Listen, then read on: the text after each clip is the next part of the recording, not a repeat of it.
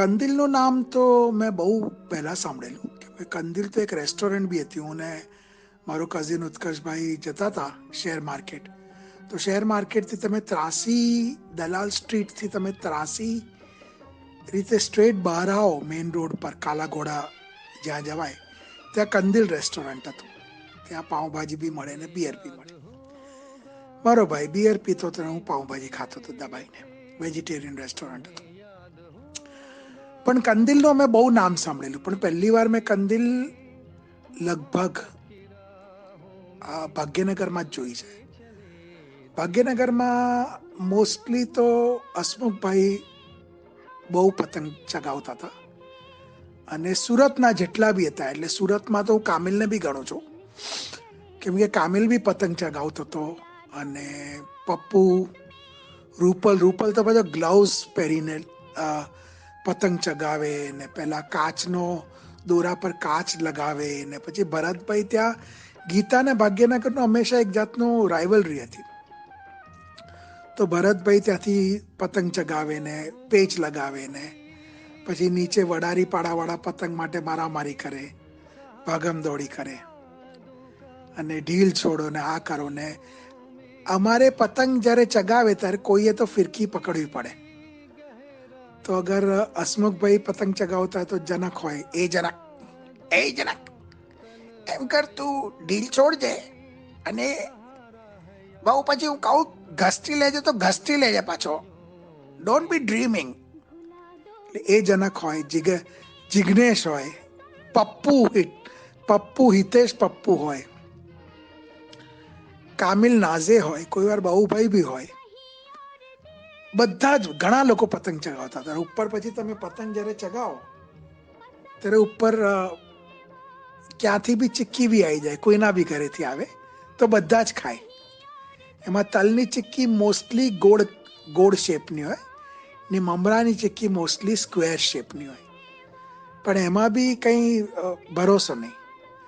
ને એ ટાઈમે પછી તલની ચિક્કી તમને મળવા બી માંડે બધી દુકાનોમાં, મોટુની દુકાનમાં, ઝુંપડપટ્ટીમાં, બધે 5-5 પૈસાની તલની ચિક્કી મળે. ને મરાઠી અને તિળગુળ કે એટલે તમે અગર હું, ગોદીઓ, મેહુલ, ભાવિન બધા મંગળવારે જતા હતા સિદ્ધિવિનાયક આપણે કહીએ તો આપણે પેલું ડોન બોસ્કોની સામે જે હતું વજીરા નાકા પર મંદિર, તો ત્યાં તમે જાઓ તો લખ્યું હોય તિળગુળ મિળતિલ. એટલે એટલું કવિ, મને તો એટલું એમાં છંદનો મજા આવે, જેમ ચુપકે ચુપકેમાં ધર્મેન્દ્રને મજા આવે ને એમ છંદનો મજા આવે કે તિળગુળ મિળતિલ. શું પોએમ છે, તિળગુળ મિળતિલ. તો મજા આવે, આમ લાગે જય ભવાની જય અંબે કરવા અમે રાતે નીકળી રહ્યા છે ને બધા સિદ્ધિવિનાયક જઈએ. એકવાર તો અમે બધા મળીને સિદ્ધિવિનાયક ચાલતા બી ગયેલા. અમે ચેતને સ્પોન્સર ઇન ધ સેન્સ કે એને આઈડિયા હતી ને એને કરવાનું હતું કોઈ કારણસર, તો કીધું ચલો ગેંગ, તો અમે બધા ચાલ્યા. એમાં હું ને ભાવિન એ તો વોક બી લઈ લીધા વચ્ચે અંધેરીથી બેન્ડ્રા. તો અંધેરીમાં બધાને વડા ખાવાની બહુ મજા આવી. ચેતને સ્પોન્સર કરેલું. એટલે ઘણી યાદો છે.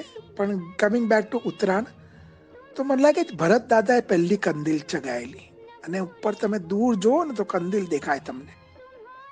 અને પછી કંદિલ કોઈ વાર પડી જાય તો કોઈ ઝૂંપડા બુપડામાં પડે તો આગ બી લાગી જાય. એટલે આપણે તો બધા ખતરનાક કામો બહુ હતા ઉત્તરાયણમાં. એમાં ઘણા પક્ષીઓને વાગે, ઘણા લોકોને એક્સિડન્ટ થાય, કોઈની આંખો જતી રહે, છોકરાઓ પતંગ લેવા કૂદે તો મરી બરી જાય છોકરાઓ.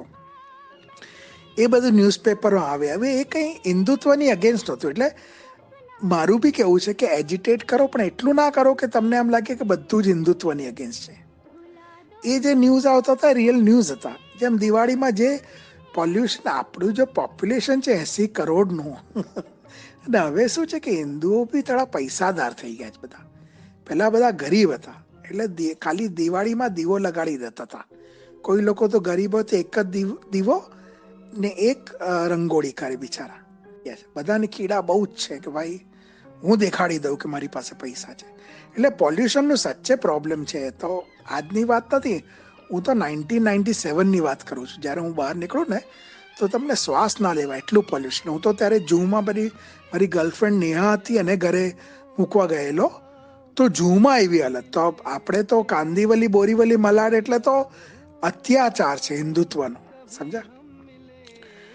એટલે પતંગ ચગાવતા હતા, મોસ્ટલી આપણે પતંગ ચગાવતા હતા ભાગ્યનગરમાં જ. પણ વચ્ચે વચ્ચે શું છે કે આશાને વસંત આવ્યા, તો એ વસંત વિલા થઈ ગયો ત્યારે જરા આશાની દાદાગીરી વધી ગયેલી. એમાં વસંતની સ્ટોરી હતી કે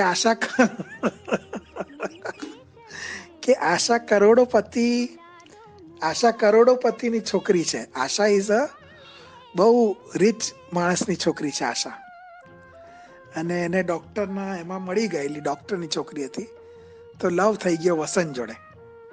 હવે વસંતના દાંતના વચ્ચે ગેપ હતો અને બોલતો તો થોડું. પણ શું છે કે જેને જે સ્ટોરી ચલાવી એ ચલાવે, એનો.